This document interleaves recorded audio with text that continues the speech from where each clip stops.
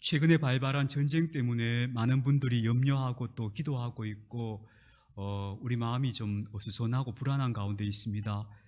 특히 그 전쟁이 일어나면은 제일 안타까운 게 연약한 사람들, 약한 사람들이 제일 먼저 희생자가 되잖아요.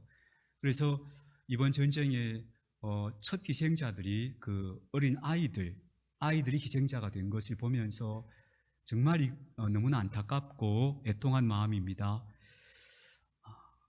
그러나 우리가 할 수 있는 일은 지금 이 자리에서 우리가 평화를 위해 기도하는 것, 그리고 또 구체적으로 우리 한 사람 한 사람이 평화를 알아가는 사람 되는 것이 아닌가 싶어요. 결국 우리 세상에서는 이 세상의 모든 일들은 다 사람들, 한 사람 한 사람들의 생각과 여론들이 모여서 만들어진 일들이니까, 그래서 우리가 먼저 또 큰 의미에서는 이 세상의 전쟁이 그쳐지기를 위해서 기도하지만, 또 구체적으로 우리 한 사람 한 사람이 그리스도의 평화의 사람이 되어가는 것, 그것이 또 매우 중요한 문제가 아닌가 하는 생각을 하게 됩니다. 우리는 사순절 기간을 통해서 우리에게 과잉된 것, 많은 것을 드러내자는 것을 말씀드렸고, 그걸 이제 연습하자고 제가 권하고 있습니다. 그 첫 번째는 비교의 감정이었습니다. 사람은 다른 타인과 자신을 비교하면서 자기 가치를 확인받고 싶어하는 마음이 있습니다. 근데 그 비교의 감정은 오히려 우리를 불행하게 한다 그랬죠. 그래서 오히려 나는 내가 부족한 이대로 하나님께서 나를 사랑하신다는 것을 받아들이고 나는 내 삶을 살고 내 길을 가겠다 하는 생각을 자꾸 되새기는 것, 다지는 것이 좋겠다 하는 말씀 드렸습니다. 두 번째는 우리가 우리 삶의 여백을 만들어 보자 했습니다. 쉽게 말하면 멍 때리자 했습니다. 아무것도 하지 않는 시간과 공간을 좀 만들어 보자. 왜냐하면 그런 여백 속에서 하나님의 음성이 들려오고 우리 안에서 창조적인 생각이 일어나니까 우리 삶의 여백을 만드는 것이 매우 중요하다 했습니다.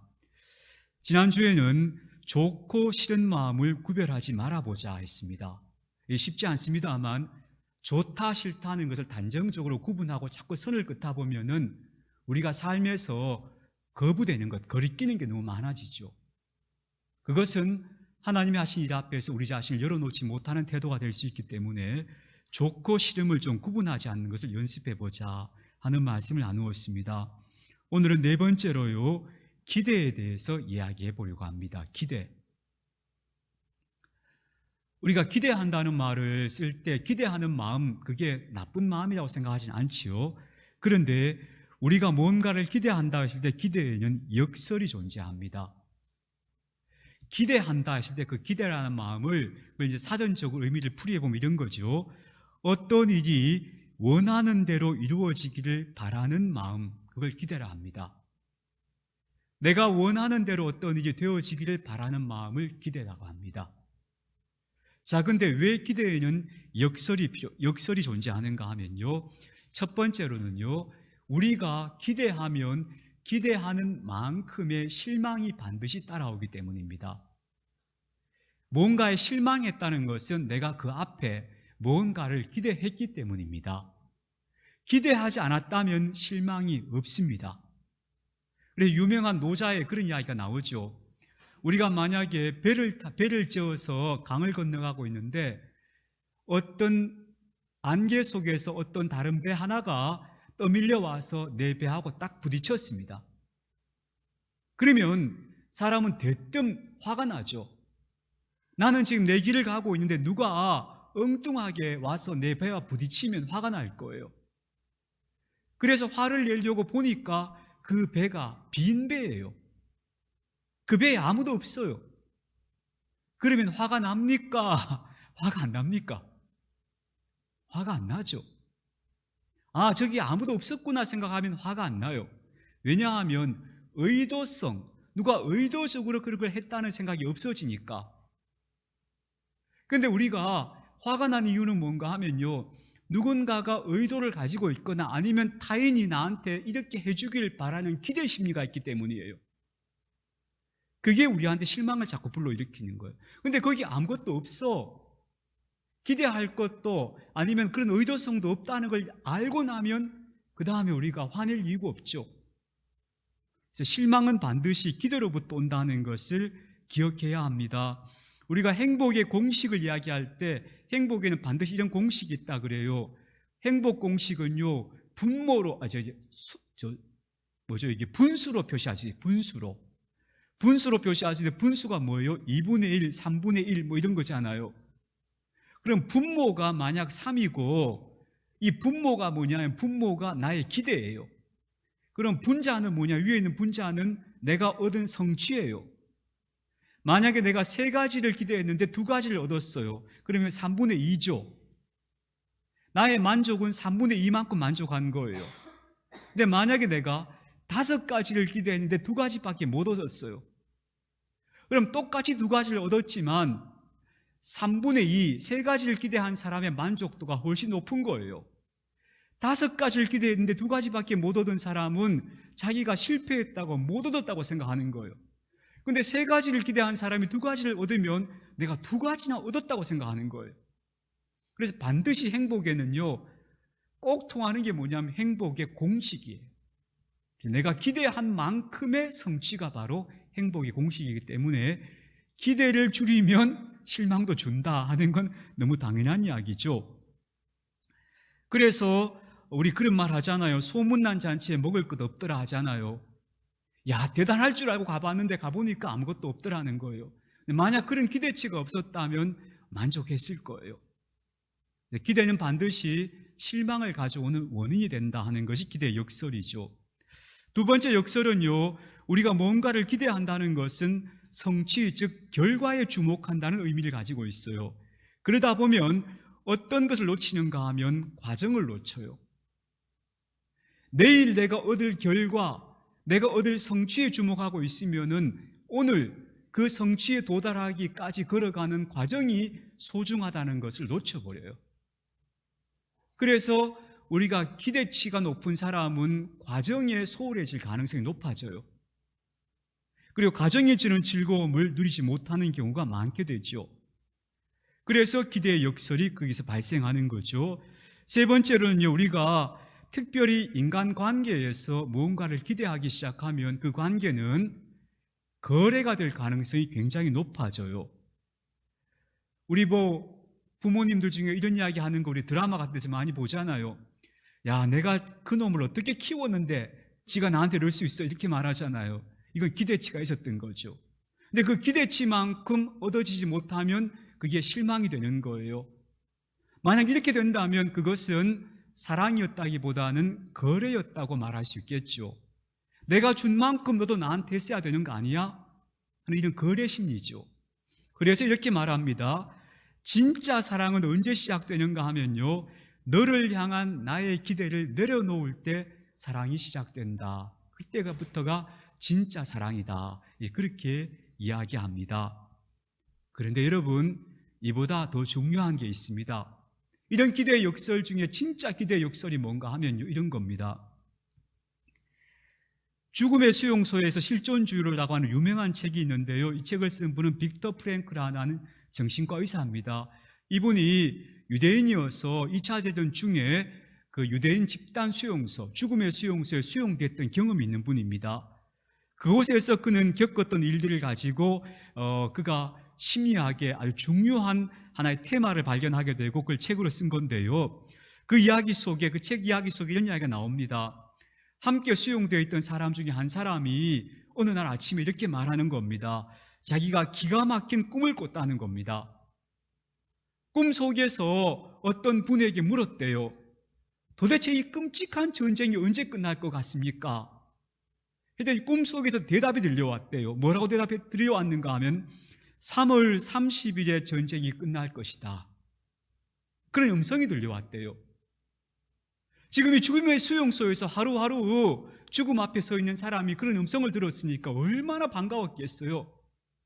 근데 그때가 2월 말이었어요. 그러니까 이 사람이 3월 30일이 되면 전쟁이 끝난다니까, 살아난다니까, 꿈에서 그 음성을 들었으니까 그때부터 열렬한 소망을 가지고 그날을 하루하루 꼽아가게 되는 거예요. 그런데 전혀 전쟁이 끝날 기미가 안 보이는 거예요. 그러자 3월 29일이 되자 드디어 이 사람의 몸에서 열이 나기 시작하더래요. 그리고 3월 30일 아무 일도 지나갔어요. 그리고 그 다음 날 3월 31일에 이 사람이 의식을 잃고 쓰러져서는 결국 숨을 거두었다는 거예요.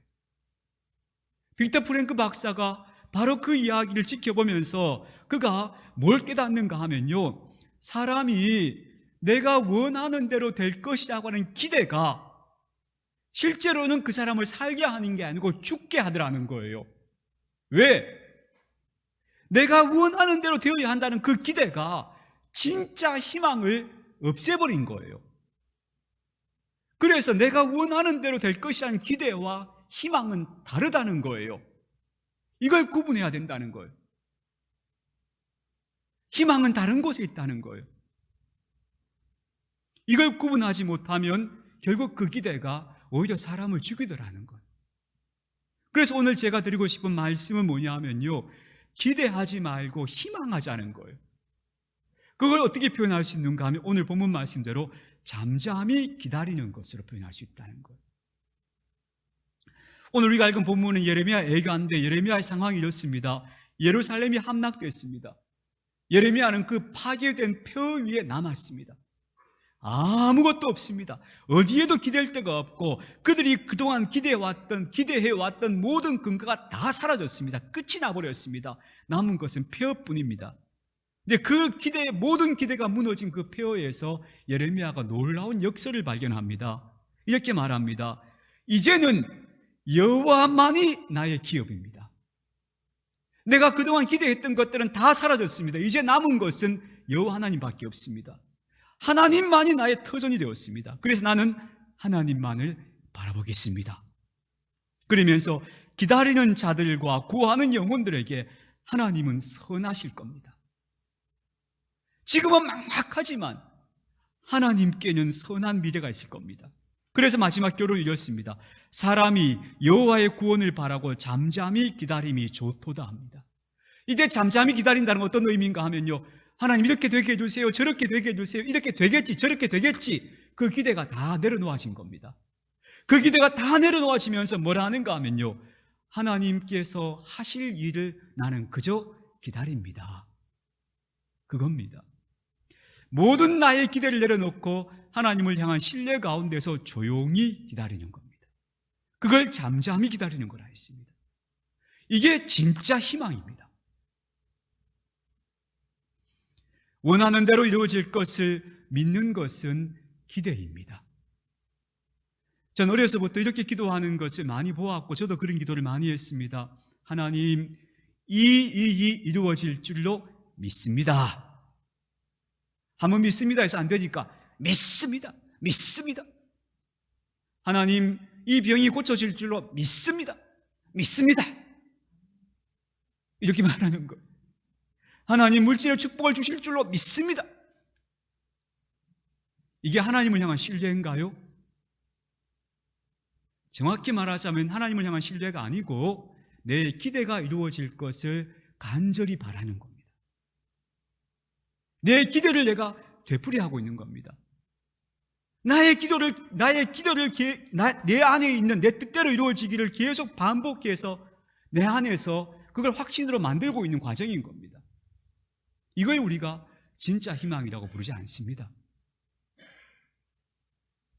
욥기는 인간의 기대가 부서져가는 과정을 보여줍니다.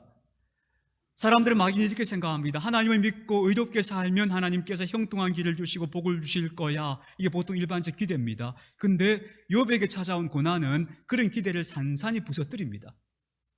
욥이 아무 잘못이 없습니다. 그가 의롭게 살았습니다. 그런데 그가 갖고 있는 소유를 다 잃습니다. 자녀조차 잃습니다. 심지어 자신의 건강조차 잃게 됩니다. 그러니까 그를 바라보고 있는 친구들이 이해가 안 되는 겁니다. 그들이 갖고 있는 일반적 기대가 다 무너지니까 그 친구들이 찾아낼 수 있는 해석의 방법이 딱 한 가지입니다. 이런 겁니다. 욥이 아마 남 모르는 죄를 지었을 거야. 겉으로는 멀쩡해 보이지만 욥이 죄를 지었기 때문에 이런 일을 겪는 걸 거야 라고 해석합니다. 욥도 해석이 안 되니까 막 몸부림칩니다. 욥이 하나님을 원망하지 않았느냐? 원망 많이 합니다. 욥기를 보면 하나님을 향해서 정말로 많은 원망을 합니다. 탄식합니다. 그러다가 그가 이런 고백이 이릅니다. 내가 가는 길을 오직 그가 아시나니 그가 나를 단련하신 후에 내가 비로소 정금같이 나올 거야. 이게 욥이 마지막으로 품은 희망입니다. 하나님 믿고 내가 의롭게 살면 형통하고 내 삶이 다 잘 될 거야 하는 기대가 산산이 부서지고 나서 그에게 마지막 남은 희망은 뭐냐 하면, 하나님, 이 모든 일들이 지나가고 나서 내가 정금같이 되겠지요? 하나님 그렇게 나를 만들어 주시겠지요? 라는 희망을 갖습니다. 그게 그에게 마지막 남은 희망이 됩니다. 여러분, 잘 보셔야 합니다. 하나님은 우리 기대대로 이루어 주시는 분이 아닙니다. 내가 기대했던 것이 이루어질 것이라는 것은 우리가 믿고 싶은 바이지, 그게 진짜 하나님을 향한 신뢰가 될 수는 없습니다. 하나님은 어떻게 일하시는가 하면 크게 이렇게 말할 수 있습니다. 하나님은 이미 일하고 계신다. 하나님이 일하는 방식이 크게 두 가지인데 이걸 꼭 기억해두시면 좋겠습니다. 하나님은 내가 지금 내 눈에 안 보여도 이미 일하고 계신다. 그래서 성경에 보시면요, 하나님께서 이스라엘 백성들을 출애굽시키기 전에 그 백성이 자기들이 보기에는 여전히 압제 가운데 있고 아무리 부르짖어도 하나님이 역사하지 않는 것 같은데, 그 중에 하나님께서는 모세를 선택해서 그를 키워가고 계셨던 거예요. 보이지 않지만 하나님은 이미 일하고 계셨다는 걸 성경은 말해주고 있고요. 그리고 또 한 가지, 하나님은 항상 우리의 기대를 넘어서는 일을 하신다 하는 거예요. 요한복음에 보면은 나사로가 죽었다 했을 때 그의 두 누이 마르다와 마리아는 예수님이 간절히 오시기를 기대합니다. 나중에 예수님이 늦게 오셔요. 나사로가 죽은 다음에 오시니까 마르다가 이렇게 말합니다. 선생님께서, 주님께서 여기 계셨더라면 내 오라비가 안 죽었을 겁니다 라고 얘기합니다. 그건 그들의 기대였습니다. 어떻게든 제시에 예수님께서 당도하셔서 우리 오라비를 죽지 않게 하는 게 그들의 기대였지만, 하나님은 그렇게 일하시지 않으셨습니다. 나사로가 죽음에 맞게 하시고 그리고 나사로를 소생시키는 일을 하셨던 겁니다. 그래서 하나님은 항상 이미 일하고 계시고 그리고 우리의 기대를 넘어서 일하고 계신다. 그게 성경이 우리에게 말해주는 바라는 것을 기억하셔야 합니다. 그래서 우리가 이렇게 잠잠히 이미 일하고 계시고 우리의 기대를 넘어서 일하고 계신 하나님을 바라볼 때, 그때에 비로소 우리의 들끓던 마음이 좀 가라앉게 되죠. 내가 원하는 대로 되어야 하는데 왜 되지 않을까? 내가 믿음이 부족해서일까? 내 기도가 부족해서일까? 내가 더 간절해야 할까? 아니면 내가 뭐 잘못한 게 있을까? 이런 식으로 살아가고 있는 한 우리 안에는 평안이 없죠. 늘 마음이 들끓고 있는 것. 우리가 그것을 가리켜서 하나님을 향한 신뢰하라고 부르지 않습니다. 나는 여전히 내 기대의 범주 안에 살고 있는 겁니다. 내 기대를 마치 믿음인 것처럼 만들어서 그렇게 기도하고 있는 겁니다. 진짜는 그게 아니고요. 하나님께서 선하신 분이시니 저는 저의 기대를 내려놓습니다. 그리고 하나님만 바라보겠습니다. 하나님께서 가장 선한 방식으로 가장 아름다운 일을 저에게 행해 주실 것을 저희는 믿습니다. 그렇게 받아들이는 겁니다. 그게 잠잠히 기다리는 겁니다. 우리의 마음이 이렇게 기대를 내려놓고 하나님을 잠잠히 바라볼 때, 그때 우리 마음에서 신뢰가 찾아요. 하나님을 향한 신뢰가 이렇게 마치 샘에 물이 고이는 것처럼 조금씩 고이기 시작하죠. 그리고 그 신뢰에서부터 우리는 비로소 평안이 깃들어오는 것을 맛보게 될 것입니다. 그래서 이렇게 하나님을 향한 신뢰에서 오는 평안 가운데 거하게 될 때, 그때 우리의 눈이 지금 내가 살아가고 있는 현재에 집중하게 됩니다. 현재를 살게 됩니다. 이게 우리가 제대로 삶을 살아가는 방식이다 라고 얘기할 수 있습니다. 내가 원하는 대로 이루어질 것을 기대하고 있고, 그 기대가 자꾸 무너져가는 실망 속에서 마음이 들끓고 있고, 또 기대해요. 그러면서도 또 기대하면서 또 그 기대가 또 무너질까 봐 또 불안하고, 그 속에서 늘 들끓는 마음 속에 살아가는 게 아니고, 내가 원하는 대로 될 것을 내려놓고, 그렇게 되어져야 한다는 마음을 내려놓고, 하나님 보시기에 가장 선한 일을 이루어 주십시오. 잠잠히 그분을 바라봐요. 그러면 그때 우리 마음속에 조금씩 평안의 샘물이 고이기 시작하고, 내 마음이 조금씩 평안을 찾아갈 때마다 우리는 그때 비로소 지금 내가 살아가고 있는 삶의 현실에 주목하게 되는 거죠. 오늘 현재를 잘 살아가는 사람이 되는 거예요. 이게 너무 중요해요. 그렇게 오늘을 내가 잘 살아갈 때 나의 내일은 더 아름다운 내일이 될 가능성이 높아지는 거예요. 제가 이렇게 말씀드리는데요, 제가 이 원리를, 사람이 삶을 이렇게 오늘에 하나님을 향한 신뢰 가운데서 오늘을 살아야 하는구나 하는 것을 정말로 제가 그래 이거였어 하고 깨달은 것은 제가 50대를 훨씬 넘어서요 그걸 깨달았던 것 같아요. 계속 내가 원하는 대로 되기를 기대하고, 또 그게 안 되면 실망하고, 또 기대하고, 또 안 될까 봐 두려워하고, 계속 이 들끓음 속에서 오랜 세월을, 그러면서 그 속에서 안달하고, 그걸 기도라고 생각하고, 또 하나님, 아버지 하나님 이러고, 또 안 되면 속상해하고, 그걸 우리가 그 속에서 내가 살았구나, 그걸 이제 좀 지나고 나니까 얼마나 자유로워지는지 모르겠어요. 사랑하는 교회 여러분, 내가 원하는 것을 생각하고 바라는 그 기대를 좀 뒤로 물려보시기 바랍니다. 내려놓아 보시기 바랍니다. 그리고 잠잠히 하나님을 한번 바라보시기 바랍니다. 그리고 그 신뢰에서 오는 평안, 그 평안 가운데서 오늘을 사십시오. 오늘 지금 내게 주어진 현실을 사십시오. 이렇게 되어져야 하는데 하는 그 생각으로 사시지 마시고 주어져 있는 오늘의 현실을 살아가는 겁니다. 그 현실을 잘 살아가기 시작할 때, 그때 우리 마음속에서 비로소 미래가 훨씬 더 밝은 전망 가운데 보일 거예요. 내 삶이 비로소 견고해져 가고 있구나 하는 것이 느껴지실 거예요. 그렇지 않으면 우리는 계속 마치 시편 1편에서 말하는 것처럼 바람에 나는 겨처럼 날려다니는 거예요. 찬송가 322장을 제가 참 좋아하는 그 2절 가사에 이런 가사가 있죠. 너 설레는 마음 가다듬고 희망 중 기다리면서, 이렇게 멋진 가사 아니에요? 마음이 막 왔다 갔다 하는 거예요. 그 마음 좀 가라앉혀라. 그 마음 좀 가라앉히고 하나님을 희망 가운데 바라봐라.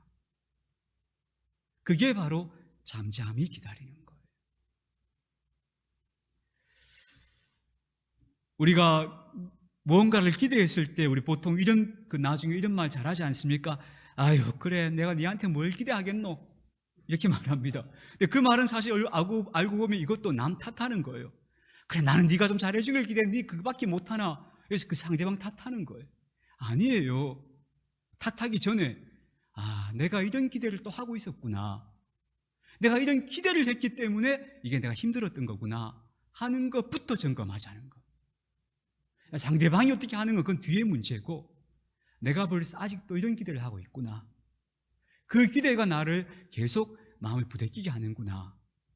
기대하는 마음을 열어놓고 잠잠히 하나님을 바라보면서 하나님께서 이루실 선을 바라보는 것, 이미 일하고 계시고, 그리고 내 기대를 넘어서 일하고 계시는 그 하나님을 바라보는 것, 그게 바로 믿음의 태도다 하는 것을 우리가 기억하면서 이 한 주간은 내 안에 있는 사람을 향해서든 상황을 향해서든 자꾸 기대하는 마음을 일단 한번 내려놓아 보는 것, 기대하지 말고 나는 하나님을 바라보자, 이걸 자꾸 한번 연습해 보셔서, 그래서 이게 평안이구나, 이게 자유구나, 그 속에서 오늘 현재를 살아가는, 이제 더 집중해가는 그런 저와 여러분들이 되어졌으면 좋겠습니다.